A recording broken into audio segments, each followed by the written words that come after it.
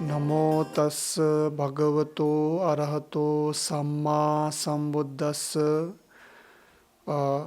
भगवान बुद्ध के समय में भी एक युद्ध होने वाला था और भगवान बुद्ध ने उस युद्ध में सभी व्यक्तियों को, दोनों पक्षों को समझा करके किस प्रकार से शांत किया था, इसको हम लोग आज देखेंगे, इसकी चर्चा करेंगे। तो भगवान बुद्ध के समय में कपिलवस्तु में दो गुट में युद्ध छिड़ा था, शाक्य और कोलिय में। दोनों नदी के इस ओर और उस ओर रहते थे। नदी के इस पार शाक्य, नदी के उस पार कोलिय रहते थे। और जेठ महीना में, गर्मी के मौसम में नदी के पानी सूख जाता था और उस समय किसानों को खाने के लिए, पीने के लिए, अपने फसल के लिए, साग सब्जी उगाने के लिए बहुत ही कष्ट होता था। एक तरफ ये शाक्य अपनी ओर पूरी तरह नदी खींच लेता था, दूसरी ओर कोलिय उसको तोड़ करके अपनी ओर पूरा नदी मोड़ लेता था। तो ये दोनों में छोटे मोटे युद्ध तो होते ही रहते थे, लड़ाइयाँ होता रहता था। लेकिन ऐसा विवाद हो गया कि दोनों युद्ध के लिए तैयार हो गया। दोनों एक दूसरे को मारने के लिए सब अपने सेनाओं को लेकर के उस नदी के किनारे पहुंच गया। उस समय भगवान बुद्ध भी वहां पहुंचा और उन सबको प्रश्न किया कि ये पानी का महत्व कितना है। सभी जवाब देते हैं थोड़ा बहुत है। फिर भगवान पूछते हैं कि ये ज़मीन का महत्व कितना है, इसका भी थोड़ा बहुत महत्व है। आप सब मुझे फिर बताइए, आपके जीवन का, आप सभी राजवंशियों के खून का कितना महत्व है, प्राण का कितना महत्व है, आप सभी के जीवन का कितना महत्व है। सब बताते हैं कि बहुत महत्व है। ये प्राण चला जाएगा तो फिर दोबारा मिले या ना मिले कोई बता नहीं सकता है, ऐसा कहते हैं।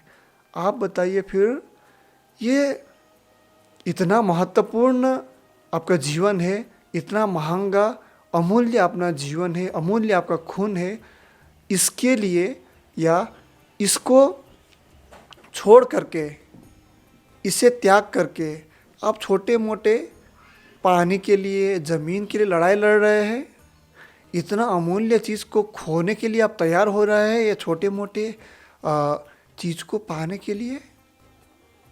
जब भगवान ऐसा कहते हैं तो ये सभी अचंभित होते हैं कि भगवान ने बहुत ही अक्लमंद वाला, बहुत ही ज्ञानपूर्ण बातें बताया कि हमारा खून का महत्व बहुत ज़्यादा है, हमारा प्राण का महत्व ज़्यादा है, ये पानी और ज़मीन का महत्व बहुत ही कम है।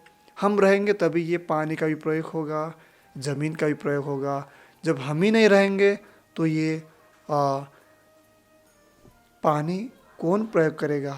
इसीलिए सभी जीव जंतु को सुख शांति से रहने देना चाहिए। सबका जीवन बहुत ही महत्वपूर्ण है, ऐसा उनके मन में ये विचार जगता है, ये भाव जगता है। और दोनों मिलजुल करके आधा आधा पानी समय अनुसार पानी पीने का, अपने खेत के लिए, अपने घर के लिए ले जाने का निर्णय करता है।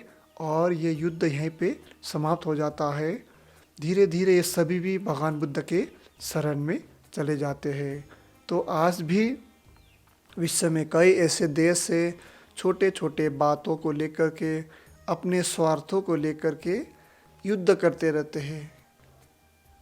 जबकि भगवान बुद्ध ने इतने वर्ष पहले युद्ध को कैसे रोका था, युद्ध ना करने के लिए कितने धर्मोपदेश दिए थे, इन सब को नहीं जानते हैं। अवश्य ही भविष्य में अब कोई युद्ध ना हो, सभी बुद्ध के मार्ग में चले, सभी धर्म के मार्ग में चले, सभी संघ के मार्ग में चले, यही मेरा इच्छा है। ये सबके मन में धर्म जगे, सब धार्मिक रूप से जीवन यापन करे। आज के लिए इतना ही। आप सबका जीवन अच्छा हो, मंगलमय हो, धार्मिकमय हो, यही मेरा आपके प्रति सद्भावना है। सब्बीतियो विवज्झन्तु सब्ब रोगो विनश्यतु माते भवत्वन्तरायो सुखी दीर्घायुको भव। साधु साधु साधु।